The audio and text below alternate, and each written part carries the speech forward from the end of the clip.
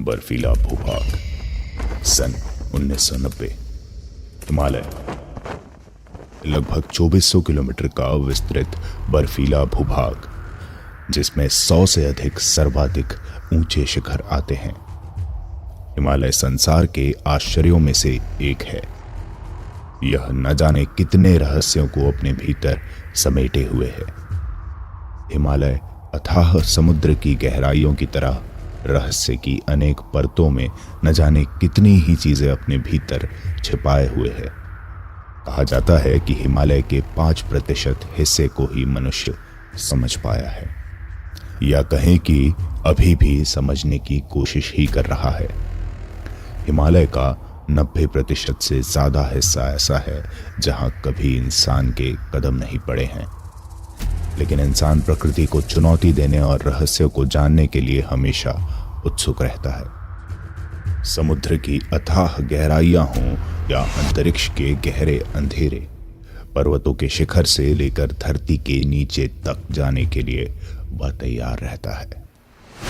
इंसान का लालच कहें, कभी खत्म न होने वाली भूख कहें, या अंधी महत्वाकांक्षा, वह प्रकृति के किसी भी हिस्से को अछूता नहीं रहने देना चाहता। वह हर जगह अपने झंडे गाड़ना चाहता है, लेकिन वह भूल जाता है कि प्रकृति इंसान की समझ से परे है। वह पल भर में संपूर्ण मानव जाति को उसकी औकात बताने में सक्षम है।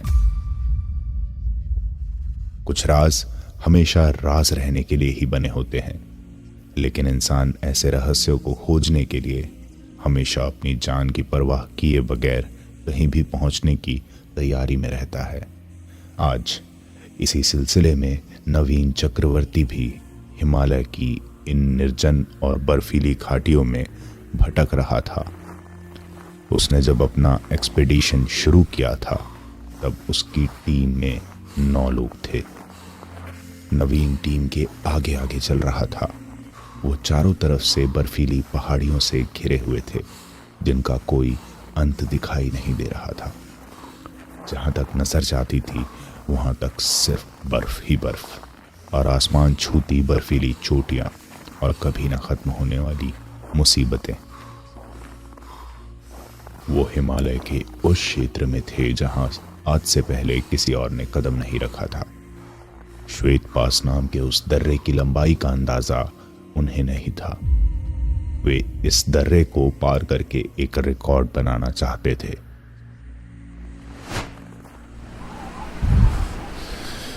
क्या लगता है नवीन, अभी कितने दिन और लगेंगे? 2 दिनों से मैं केवल बर्फ ही बर्फ देख रहा हूं। अगर हमने ग्लासेस नहीं पहन रखे होते तो अब तक इस बर्फ की सफेदी से अंधे हो चुके होते। उत्पल ने कहा, जो उसकी टीम का सबसे जोशीला व्यक्ति था। वह बुरी तरह हाफ रहा था। वो पिछले 2 दिनों से लगभग घुटनों तक बर्फ में चले जा रहे थे। हर गुजरते समय के साथ ऊंचाई बढ़ती जा रही थी। वे जैसे जैसे सी लेवल के ऊपर बढ़ रहे थे, वैसे ऑक्सीजन की कमी महसूस होने लगी थी। ऑक्सीजन की कमी की वजह से थकान और बेचैनी बढ़ती जा रही थी। मुझे नहीं पता, हम पहले इंसान हैं जो इस दर्रे को पार करने जा रहे हैं। अंदाजन यह दर्रा कुछ 60 किलोमीटर लंबा है, और मुझे लगता है पिछले 2 दिनों में हमने लगभग 20 किलोमीटर की दूरी तय कर ली है, नवीन ने कहा। उसकी बात सुनकर टीम मेंबर्स जहां के तहां ठहर गए। सभी मोटे मोटे गर्म कपड़ों में सिर से पांव तक लिपटे हुए थे, और उनके पास भारी रैकसैक थे, जिनमें जरूरत के सारे सामान जैसे टेंट, स्लीपिंग बैग्स, मैट, खाने पीने का सामान, दवाइयाँ, जरूरी औजार, स्टोव, ऑक्सीजन सिलेंडर वगैरह जैसी जरूरी चीजें थी। इतने सामान को लाद कर चलना वैसे भी मुश्किल था, ऊपर से यह बर्फीला और ऊंची चढ़ाई वाला रास्ता। मेरे ख्याल से अब हमें थोड़ी देर अच्छी सी जगह देखकर टेंट गाड़ देनी चाहिए, नवीन ने कहा। उसकी बात से सभी सहमत थे, वे काफी देर तक बर्फ में चलते रहे। नवीन उनका हौसला बढ़ाने की कोशिश कर रहा था। अरे क्या हुआ नौजवानों, अभी से हार मान ली क्या? इस चेहरे को क्यों उतारे हुए हो? सोचो, हम दुनिया को एक ऐसा रास्ता देने जा रहे हैं जहां आज तक कोई नहीं पहुंचा।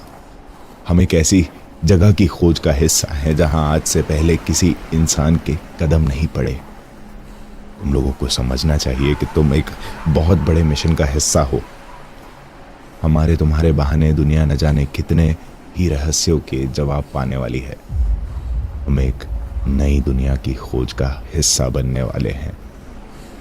सोचो, इस श्वेत पास नाम के दर्रे की खोज करने वाले हम कोलंबस कहलाएंगे, जिसने भारत की खोज की। नवीन ने कहा।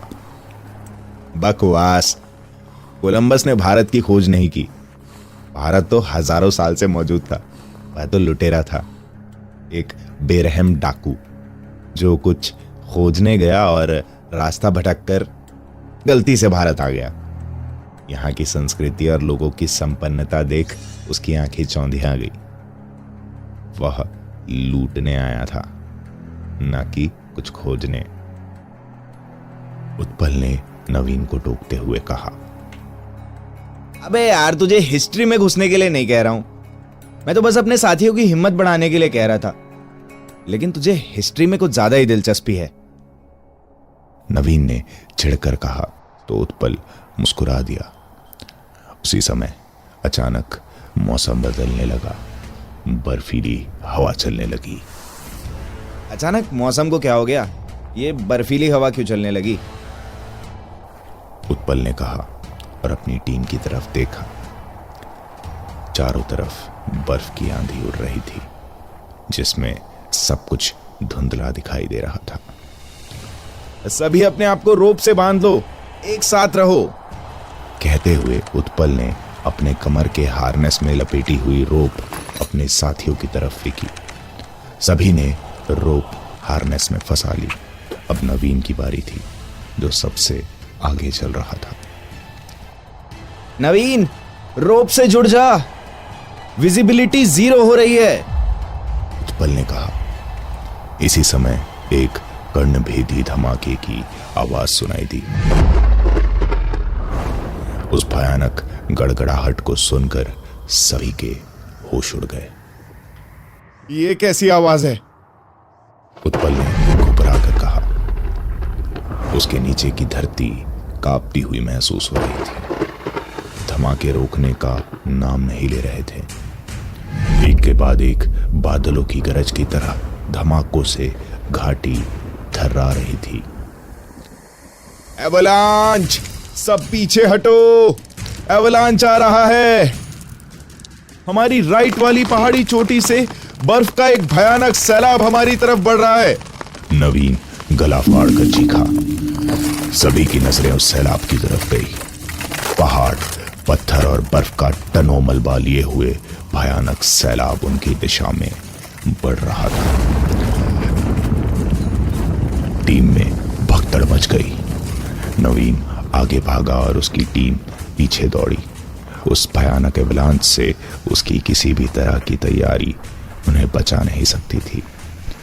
जोरदार गरज के साथ सैकड़ों टन बर्फीला मलबा उस दर्रे में आ गिरा और गुजरते चला गया। चारों तरफ बस बर्फ की धुंध और भयानक आवाजें गूंज रही थी। किसी को कुछ भी सुनाई नहीं दे रहा था। नवीन चक्रवर्ती जान हथेली पर लेकर बर्फ में पैर धसाते हुए भागा जा रहा था। वह उस एवलांच के रूप में साक्षात मौत देख रहा था। उसे जहां सूझा वह वहीं दौड़ने लगा। ऐसे समय में इंसान की सोचने समझने की क्षमता खत्म हो जाती है। नवीन शानदार पर्वतारोही था, लेकिन आज तक उसके अभियानों में उसका सामना किसी एवलांच से नहीं हुआ था। उसने दूसरे पर्वतारोहियों से एवलांच के किस्से जरूर सुने थे। जितना भी सुना था, उसे सुनकर कभी एवलांच को देखने की इच्छा भी नहीं रखता था। लेकिन एक इंसान ऐसे बर्फीले सैलाब की गति का मुकाबला नहीं कर सकता था। सैलाब उसकी उम्मीद से कहीं ज्यादा तेज और भयानक था। वह आसपास की चोटियों और रास्ते से और भी मलबे को अपने साथ बहाते हुए किसी बर्फीली सुनामी की तरह बढ़े चला जा रहा था।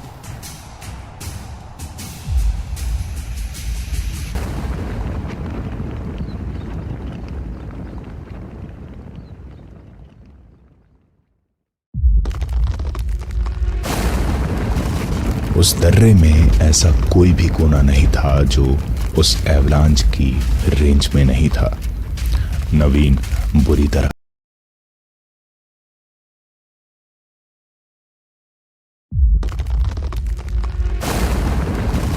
उस दर्रे में ऐसा कोई भी कोना